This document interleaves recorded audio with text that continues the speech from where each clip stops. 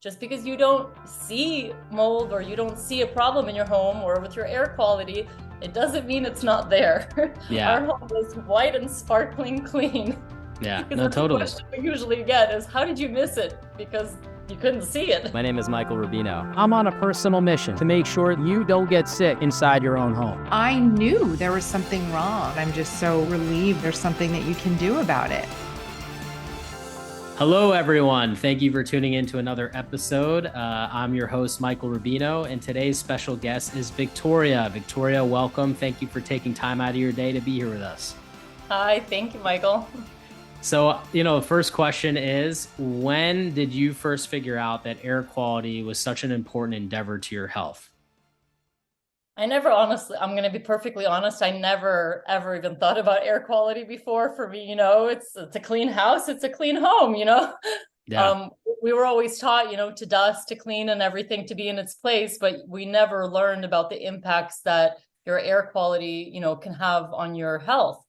And, I had to learn it the hard way. And hopefully now through social media, people can get answers through our stories easier so they don't have to get impacted by it. But sadly, right now, this is a pretty common issue I think people are seeing. Totally. I mean, and you just really, that was probably the best soundbite I could ever ask for in terms of how do we frame this problem, right? Because when we think about health, we definitely think about the water we're drinking, the food we're eating, are we exercising enough, right? Like those are the top things that go to people's minds. As you just highlighted, the last thing you ever think about is the air you're breathing, which is phenomenal because we take over 20, almost 20,000 breaths per day. Yeah. And obviously, there are so many microorganisms that we can be breathing in between allergens, toxins, mold, bacteria, you name it, in our own homes that we don't often think about. So yes, thank you for highlighting that. I think it's a really important piece. So, all right, so you're living in this home. It's a clean home, and you're not thinking about air quality. And what happens? I get extremely sick. I mean, we moved into this was our first home and we moved in and it was, sparkling clean, newly painted house, not old whatsoever, just I think it was like 15 or 20 years old when we bought it. And, we moved in, we did a little bit of remediations, just kind of, changing up the floors and, redoing the kitchen a little bit. But it was a beautiful home. We were lucky to get it off the market. That's when, the housing stuff started booming and we couldn't even find another house. So when we got it, we were so excited.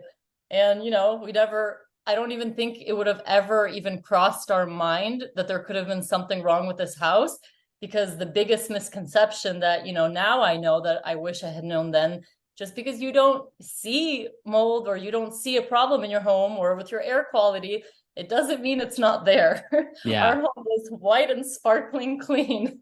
Yeah. Because No, that's the totally. question we usually get is how did you miss it? Because you couldn't see it. Because anybody would miss it, right? That's Anyone why would miss it. that's Yeah. why that's why data is so important. When you said you got super sick, can you share like some of the symptoms you were experiencing? What were you going through at the time? So when we moved in, I had just I had a 1 year old and we were expecting a second one along the way.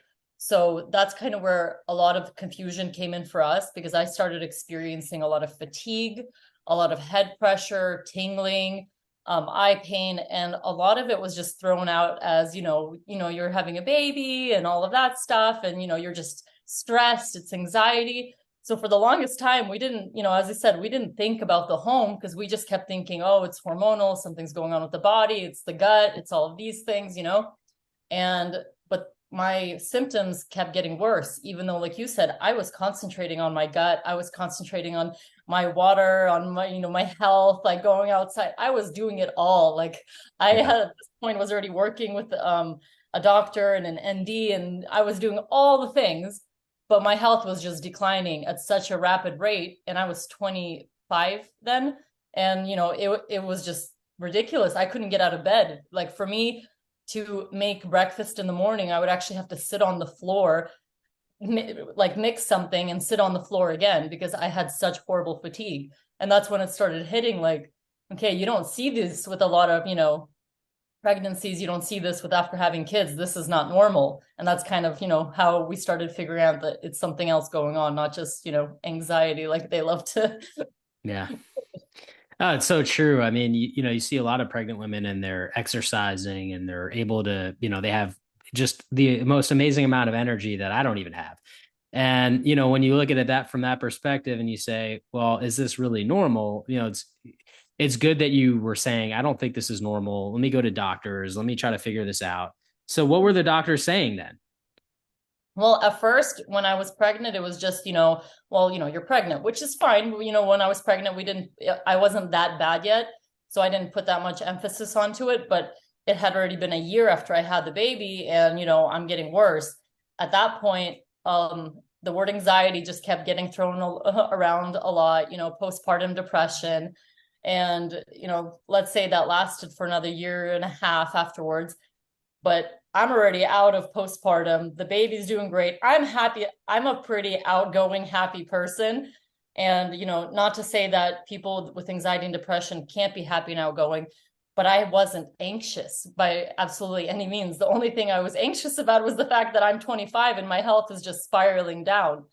And I remember, some of the symptoms just had nothing to do with anxiety, because we did our research too. And at some point, I already told the doctor, like, look, it's not in my head. This is not anxiety. You guys need to start looking at a different direction. And at that point, I already was marked as uncompliant. I don't know how to say that correctly.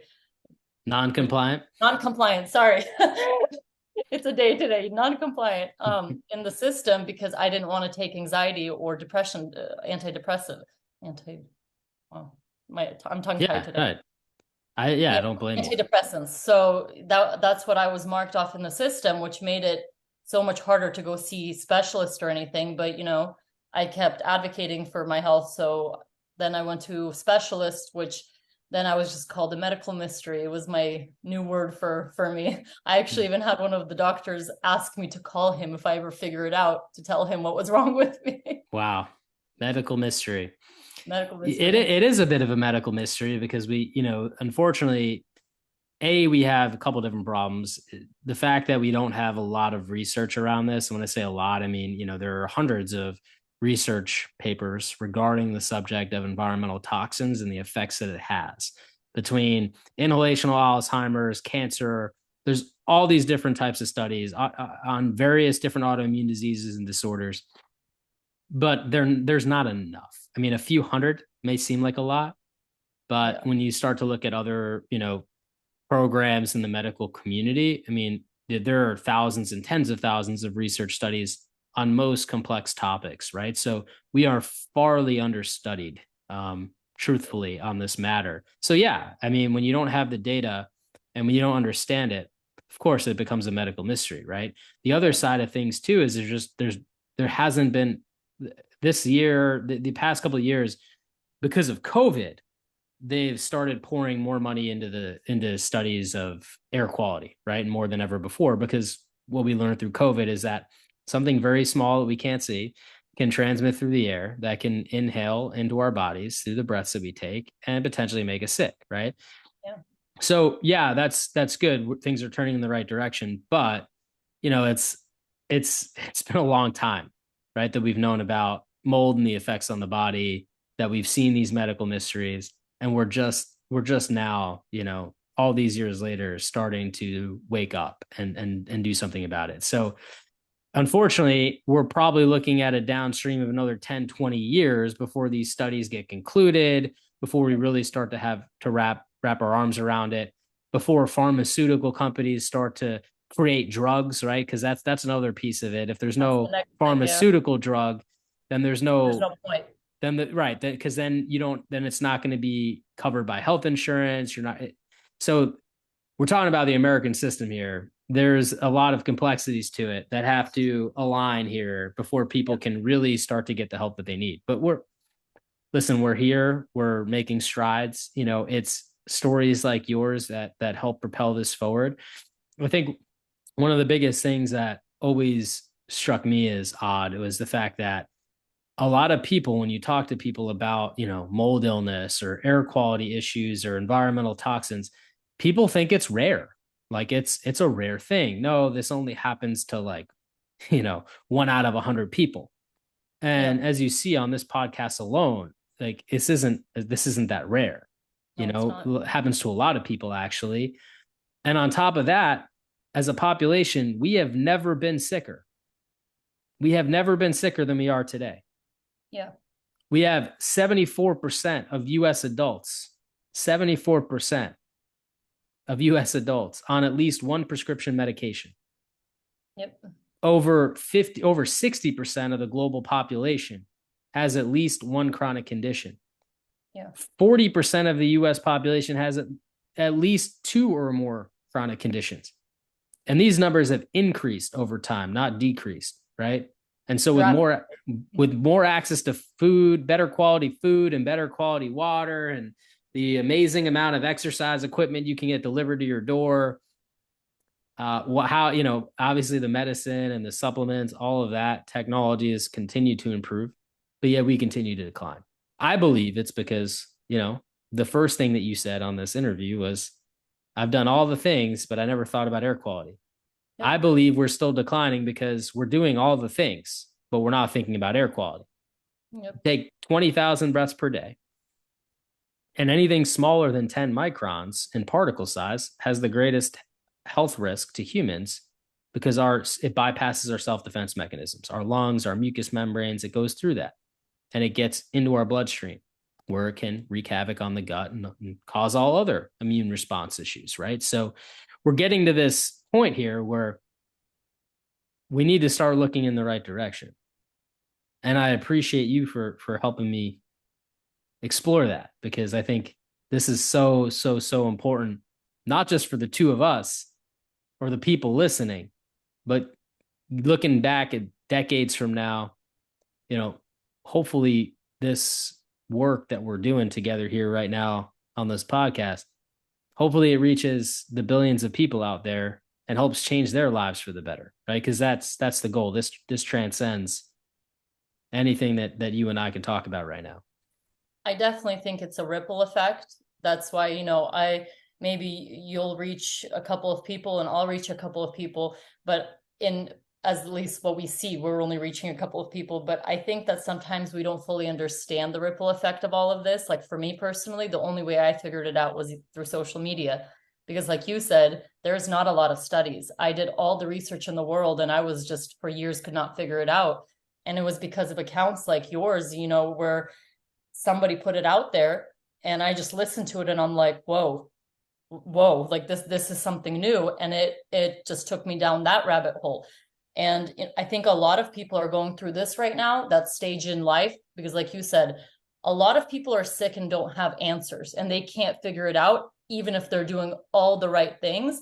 And I think that air quality and the effects it has on our body is not talked about enough. I don't understand still why it's not talked about enough, because like you said, it's something we're doing continuously. You're eating 3-4 times a day, but you're breathing every second. And people don't think about how that affects your body so greatly and how it can impact your health so greatly. I always tell my clients when they say my air is clean, I'm like, look, one time at night, go sit down on your couch and turn on a flashlight behind you. And you're going to see all of this stuff flying around you that you never saw before. And they always get this, they do it and then they're so shocked. And I'm like, just because you don't see something doesn't mean it's not there and it's not affecting you. That's kind of the misconception with mold too. If you don't see it, it doesn't mean that it's not there and that it's not having a huge impact on your life. And I think that's kind of the biggest thing that people have a problem with accepting this and, doing something about it, is because they just don't see it. They don't understand it. Yeah. And like you said, hopefully through these podcasts, through these posts, through these social media accounts, people will become more aware and be able to get their health back. Because honestly, like you said, right now, pharmaceutical companies, all of that, they haven't caught up yet. And if they do, we don't even know what that's going to look like, because sure, we know that if it's not making money, it's going to be pointless. So you have all of these people that are sick. They don't know why, but they can do and take steps to fix it. They just need to understand what it is. So that's why it's so important to understand it, because then you can take the correct steps forward to gaining your health back. And it's a problem many have that they don't even think that they have. They don't think of it as a root cause, and it is. Yeah, I totally agree with you. Couldn't have said it better myself. when I look at this, situation, it is spiraling. It's getting worse. It's getting out of control, and it's not getting the attention it needs. And you're right. I mean, and every little thing that we do helps put this on the radar. And I know that's why you're here today, because I know you want this to be on the radar so people don't get sick the way you got sick. Yeah. We have to get back to your personal story for a second that we got sidetracked from. You got super sick, right? You went to doctors. They're telling you, get on antidepressants. That's what you need, that it's all in your head, because that typically is what it means when they say that, right? And then what, right? Like, how do you get from there to, obviously you had to consciously make a decision. I'm not taking these antidepressants. That's not the problem. I'm not depressed. So how did you go from there to figuring out that your house was the issue? So after the doctors, I got to a point where I kind of stopped going already because it was messing already with my head. It was messing with my nervous system. I was sick. I was too tired. And at one point, I wouldn't say I gave up, but I was kind of done with the medical community in that sense because I wasn't getting answers. So I started down the rabbit hole of, social media, Google, all of that stuff, which, has its own dangers because then you think you have absolutely every disease there possibly is. And I had worked already with two NDs that also did not catch it. That's kind of also the misconception, is that just because you go to a holistic doctor doesn't mean they're going to catch it either. Like, this is still very fairly new, as you said, even though it's not new, but it is something that people are just starting to understand how detrimental it is. So nobody, I worked on my gut. I did I did all the elimination diets, all of it, but I just saw that the needle wasn't moving. And when it was moving in the wrong direction. So I was talking to a friend of mine that mentioned something about mold. Of course, when I told my husband about it, we kind of laughed it off because our house was good, clean, he remodeled it, and it was just not something we really knew much about. We knew mold was bad, but we didn't ever think, it could be in our home. We never had signs of it. We didn't have any smells, no leaks, nothing like that. Like, our home was in tip-top shape. So when people ask me, how did you miss it? Because there was nothing to miss. We didn't see anything. It didn't smell. My home smelled great. It looked great. And so someone had told me about doing an ERMI test, and we were so tired and done at that point that we did it. And my husband, I think, more did it just kind of to prove me wrong. And, even though I didn't fully believe it myself. And the scores came, decently high, but not that high, if I'm being perfectly honest.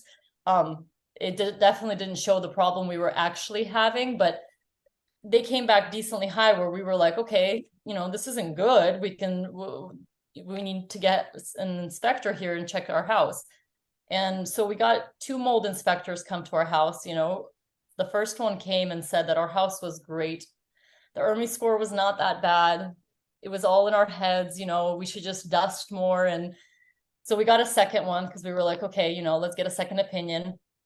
And he came also, and he also did another ERMI, which then came back higher. And we were talking to him about it. We're like, okay, so, this is showing black mold, like on it. This isn't good. What's going on? And he was like, look, it's your carpet. Just change out your carpet and wash your walls. And, it'd be good if you guys just kind of scrub the house down, but it's your carpet. And that didn't sit very well with me. As I said, I didn't know Doesn't sit well with me either. Yeah, I don't know that much. I didn't know that much about mold and air quality then, but I'm looking at the score and I'm doing so much research at this point, and I'm like, there is something else going on here, and I'm just not. Either we're not understanding it, but I'm like, it's just not possible that the carpet is causing this much, issues and problems. And at this point, I was convinced that we had mold in our house because I already started finding social media accounts. That's why I'm so big on sharing on social media, because I honestly think I could have died if I didn't find these people on social media that shared their stories. And I had this girl that, mentioned that she had it behind her walls. And I was like, okay, there is something going on here, but we had no reason to believe it was behind the walls. Our home was foreclosed and it was bank owned. So we were never told about any leaks, which I know shocks everybody because it's not legal. How did they do that? But they did. It just is what it is. I know everyone thinks that banks are so forthcoming and honest, but they are not. And we were not told about any leak that we had before we moved into the home. And so we were talking to a neighbor about this, and I had lost my eyesight at this point. This was COVID 2020. Lost eyesight in my left eye. And, it was incredibly scary. We knew it was not anxiety at this point. I had gotten an MRI to test for a whole bunch of, autoimmunes, cancers at this point, because the doctors were like, whoa, this is not anxiety. And I'm like, yeah, kind of mentioned that earlier. And of course, they did not find anything. And they just kind of sent me on my way and said that it could be a COVID side effect, even though I had not gotten sick at this point. So we were home, and that's kind of when it hit me that it's our home, because we were home all the time during COVID, and my health just completely tanked. I was bedbound. I was horrible. I was having the worst dizziness, vertigo, tingling, it just got to a point I had counted, because I kept listing it online. I had gotten to 150 symptoms at this point.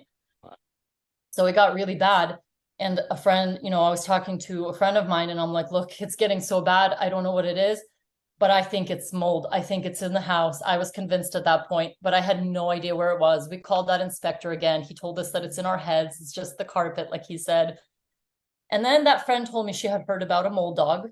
And that's kind of where, that's how we figured out it was in our home. We, took out savings, and we had him fly out here. It took us weeks to convince him to fly out here, because this was COVID time and people were not flying, and he didn't want to do it. But, we were ready to sell everything we had just to get answers, because I was doing so bad. So that's kind of what we did. We convinced him, we flew him out, and, the dog pointed where it was, and we were still very skeptical, but we moved out into an RV at that point. And, my husband starts ripping apart walls. Just, we're still not sure if we're going to find anything. And it was just riddled in black mold, like behind the walls. It was just fully riddled. And that's kind of when a neighbor told us that our house had been flooded before we moved in. I guess a pipe burst, which they thought was taken care of, because they saw the construction companies and they thought they took care of it. But what they really did was just paint over it. Wow. So, yeah, I've actually done some work for banks. Unfortunately, banks are run by people. yes. And if people that work at the bank are educated on the topic, they will do the right thing. I've had a lot of people ask me, what bank was it? I'm like, guys, it's not the bank. It's whoever worked in the bank that, decided to do it. I'm like, it's not the whole bank. So think about it like this. We're so ignorant on this as a society. Yeah. Right. So that's really the problem. Unless we all become educated, you're going to have some people in the society be doctors, some be bankers. Right. And these people can make bad decisions due to a lack of information. Yes. 100%. Yeah. You can't fully, that's what I'm saying. I have a lot of people that message me saying, why didn't you go after the doctors? Why didn't you go after the bank? And I'm like, you can't fully blame someone that honestly didn't know. At the end, I already had a doctor that, he was actually curious himself. And, he was asking, like, and when I told him that we found mold, he was shocked himself. He's like, I never thought mold can do these kinds of things. So you can't, like you said, you can't blame someone for their lack of knowledge, because this topic is just, it's not out there. People are not talking about it. And for some reason, it does kind of get covered up as not a big deal. Air quality, mold, all of it. People, for some reason, just kind of take the stance of, well, it just causes respiratory problems. That's a huge one that I was told. Yeah. Mold doesn't do this. It just causes respiratory problems. But that is just far from the truth. Yeah, a lot of the education that doctors would receive is that it could be an allergen, right? It can cause aspergillosis, which would be a respiratory infection. They can cause other respiratory disease or infection. They know that. Yes. So, but they're not trained in the neurological effects that can happen, in the different immune responses that people can have. And why are they not trained in that? Because the studies are not complete. Yeah. Right. There are introductory introductory studies talking about how there's a pattern of this occurring. Yeah. But they're not complete enough to build an educational platform around it. And also, if the doctor did know, let's say we get through that phase, what can the doctor do for you? Yep. Because for them, they're going to have to say, well, you have to get out of the mold first. Okay, well, that's easier said than done, right? Yes. And then once you're out of the mold, well, we don't have any sort of drugs we could prescribe you because there are none. Yep. So what do they do? Now, of course, you have functional medicine doctors, more homeopathic doctors, integrative medicine doctors, things of that nature that are researching the best supplements and Yes. are putting people on different programs, right? But this is not a widely known thing. These are not taught in medical school. So we have a long way to go, right? Long way to go. That's why Yeah. it's so important that we show people this is not rare. This is happening and it's causing our civilization to become sicker now than ever before. And that's I think the big highlight. So it's crazy. So you flew in a mold dog in the middle of COVID. They pointed to a wall. You took down that wall. You found mold, and I'm sure, were blown away. Oh, But you finally had some answers. yeah, it finally just, it's a scary time because, you find mold in your home and you realize that you were living in this, your kids were living in this, and you have all of these emotions and thoughts. And I know, when we told people that our family members and stuff, it was very scary, but at the same time for us, it was finally an answer. Like when you live year after year after years having all these symptoms and having all these diseases and all of these things happening to you and no one can tell you why, I think the mind game of that, the mental, pressure that puts on you, not knowing, is even worse than when you find out you actually have the mold. I feel like when we actually found the mold and ripped apart those walls, was it sad? It broke my heart knowing that, we exposed our kids to that and that we were exposed to that. It broke my heart knowing that if we had lived somewhere else, maybe this wouldn't have happened. But at the same time, I wouldn't want this to happen to anyone else either. I can't say I wish someone else bought this house because as much as I wish it didn't happen to me, I don't wish this upon anyone else. Even to my worst enemy, I say this, I would never, ever wish this kind of illness on anybody else. So for us, when we found it, it was hard. It was heartbreaking, but it was a breath of fresh air. And, as you said, maybe with what we went through and what we know now and what somebody else won't have to go through that. That's kind of the hope in all of this. Hopefully you make beautiful things out of horrible tragedies. That's kind of the goal in all of this. So it was hard. It was heartbreaking. It wasn't fun, but when we found it, at least we knew what we can do to move forward. That was the goal in life. Yeah, no, that's always the goal. And all of us have our own, trials and tribulations that we go through, lessons that we learn in life, no matter our lack of understanding of why we deserve those lessons or what have you, I think is one of the biggest challenges. But it's, things happen to me all the time too. And when they do happen, you have two ways to approach it, right? You can be the victim, why me, or me. And believe me, I do that a little bit for a few minutes because I'm We a all do human. that. Yeah. but after that, it's like you have to kind of break out of that and say, all right, what am I going to learn from this? How am I going to learn from this? How will I be stronger or better from this? And it's not easy to do, and I don't want to make it sound like it is, but when you switch your mindset from the first one to the second one, it's there's a lot of bright positive I feel like it gives you a point to live in the sense of instead of, taking you down, it'll at least give you some kind of meaning to all of this.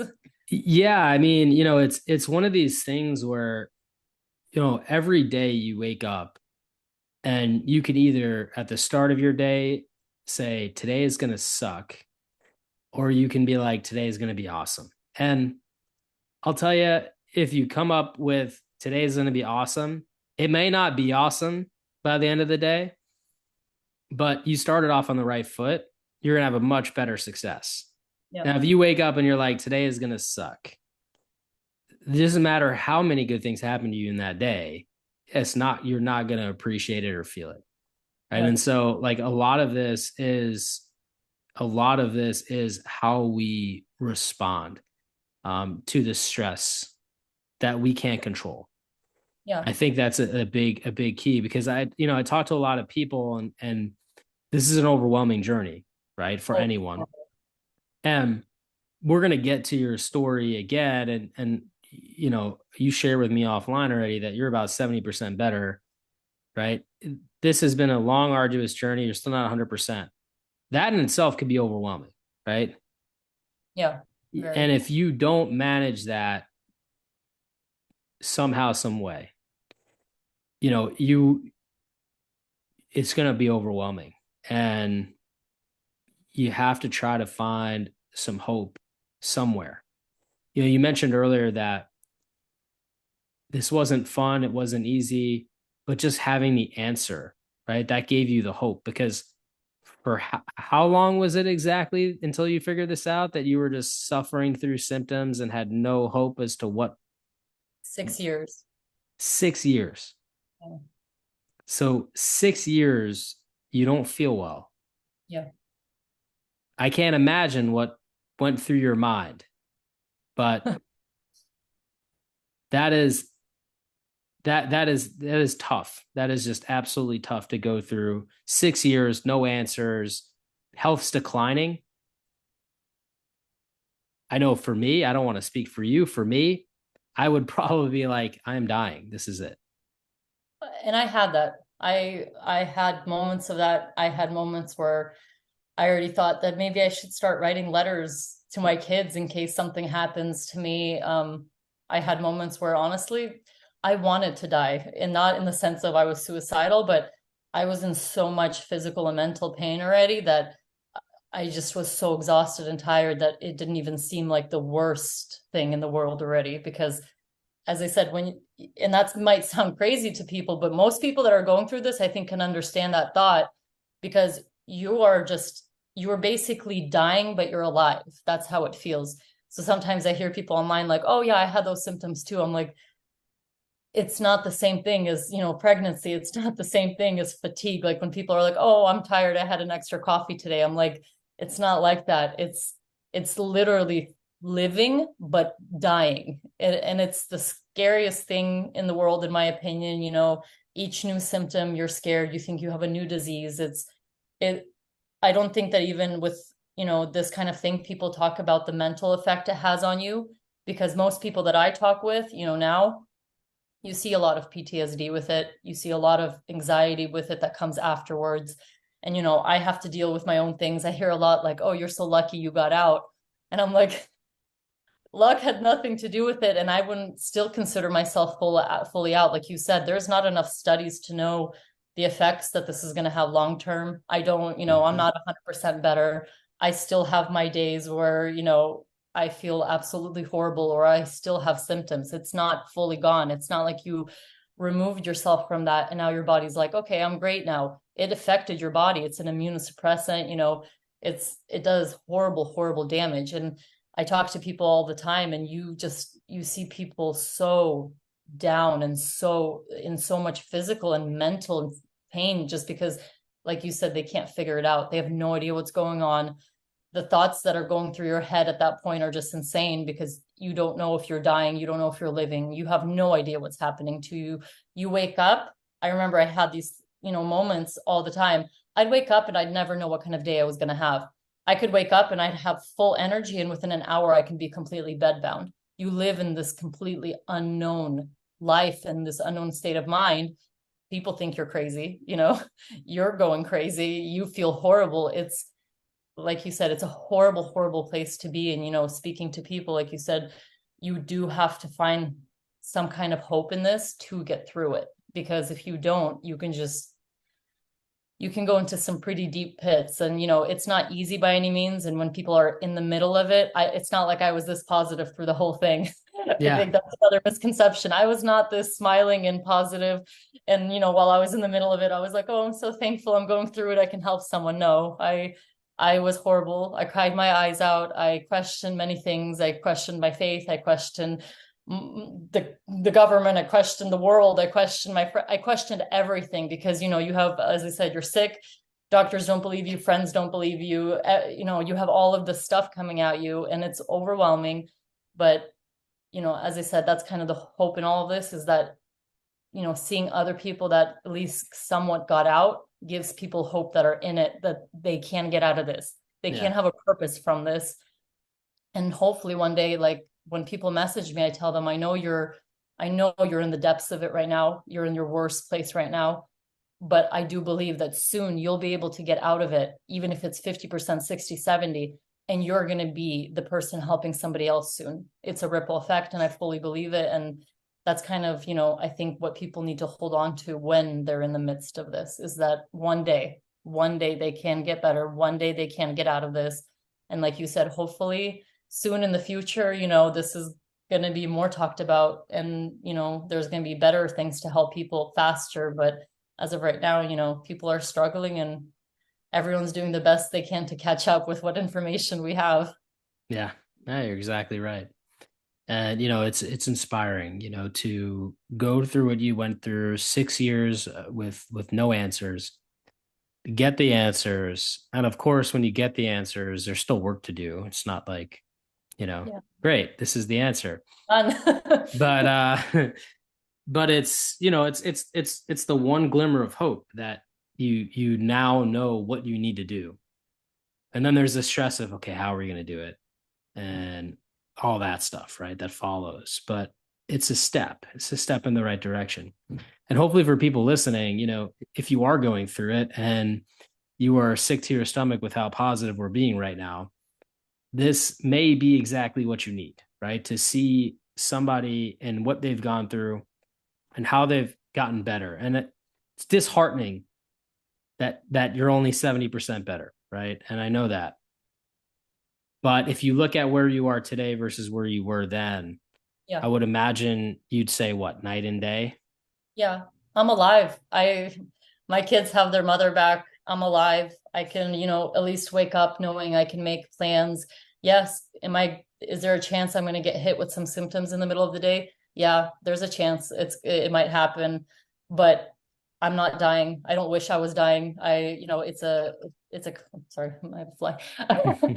Oh, it's a completely different life. And, it's, as I said, I still deal with a lot of the anxiety after it. I still deal with a lot of PTSD after it. It doesn't, like you said, I don't want anyone listening to this thinking that like, oh, we're just these happy-go-lucky people, and I do try to put that out on my social media too, where yeah, we're smiling through all the videos and everything, but it's real life. Like you said, even if it's not mold, everyone is going through something right now. It seems like everyone is really going through something. You do have to find some kind of hope through all of this because, otherwise you're going to go into some really, really deep waters. And I've been there. I use the word, I feel like I'm drowning, I think more times than I can count in the last 6, 7 years. And sometimes it still feels like it. It's not always happy go lucky, but I do believe, if you're in it and you're listening to this, I do believe that you can get to a place where you can at least be happy in life again. And you can feel like there's a purpose for your life and you're living again. You won't feel like your life is meant to just feel like you're dying, because that's not what your life is meant to be. You're not supposed to live to die. And I do believe you can get better. So, if you're listening to this and that's where you are in your life and you just feel like it's never going to end, I do believe it will. I mean, I thought the same Yeah. thing. And it's like when you're in a dark tunnel, this is what the other side of the tunnel looks like. And maybe there's not, sunshine, kitten, and rainbows, but there is sunshine. And you're no longer in the dark. Yeah. And you're on the other side of the tunnel and you're looking up and you're staring up a road going up a mountain. You still got steps to take, things to climb. Yep. But that's life, right? Yep. And when we go through this, we have to realize that we have this tunnel that has been longer than it needs to be. Yeah. We definitely can have a shorter tunnel. And it's through the work that we're doing right now to help Yeah. make that tunnel shorter. Creating that awareness around this topic is huge, Yeah. right? And we still have to put some lights in this tunnel so that, yeah, it's a little dark, but you can see. And we Yeah. do that through getting the medical community around this, getting better treatments around this, getting real health insurance to cover this. That's another big Yeah. problem, That'd right? be, And getting society to, really understand what this is and how we need to improve upon this in all aspects of life, right? So that when you tell your friends, "Hey, I'm sick. Hey, I have mold," it's not like, "Oh, that person's a little weird or crazy." yeah. And It's sad because even in my situation, I'm already working with it. I work with clients with it all the time. And I still have people that think that I'm completely nuts with all of it. I've shown pictures of our home and they still don't believe it. That's I think as a society where we need to at least get to, where yes, maybe we won't have 100% solution yet, but at least as a society, we need to acknowledge that this is a problem. It needs to be acknowledged. once upon a time, everybody but California didn't believe that avocados were healthy. So, we crossed that barrier. And hopefully we'll get there too. Yeah. It's one of these things where, we don't understand as human beings things we've never heard before or things we don't know.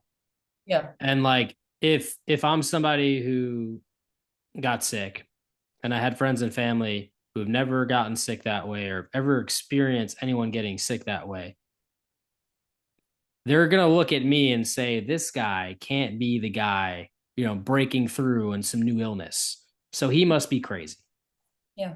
That's the problem, right? And so it's not that what you've been through isn't valid or isn't credible or not, it isn't believable. It is, because if you actually are close to the science, it's easy to understand. The Yeah. problem is that for a lot of people, they've never seen this, never been exposed to it. Why is that? Because we used to just pour bleach on this stuff. We used to just paint over it. We had different style homes in the Yeah. past that if you had a little bit of mold, it didn't create much of an impact because you didn't have Yeah. HVAC systems, because you had balloon frame houses that all were well ventilated. Yeah.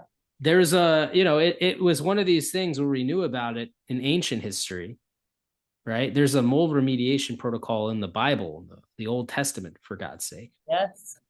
Okay. And then we forgot about it because, other sicknesses and illnesses started coming about. And that those things took more precedence and we started treating those things and this thing became more rare. And then our building styles have changed into the modern building. And once again, we have less volume of air that we're breathing in. So that means that our own bacteria that we produce, mold that is produced in our environment, viruses, other things, allergens, toxins, you name it, chemicals, right? We use chemicals in our house and we don't have a lot of ventilation. We're inhaling that stuff. You start adding all this stuff up together. And yeah, I mean, it's no wonder why we're experiencing what we're experiencing because we're not thinking about it. Yep. I want to, before we end off, I always like to end with just, some reflection for folks. And, if you could go back to the person who was first getting sick and share something with that person, what would it be? Don't be scared.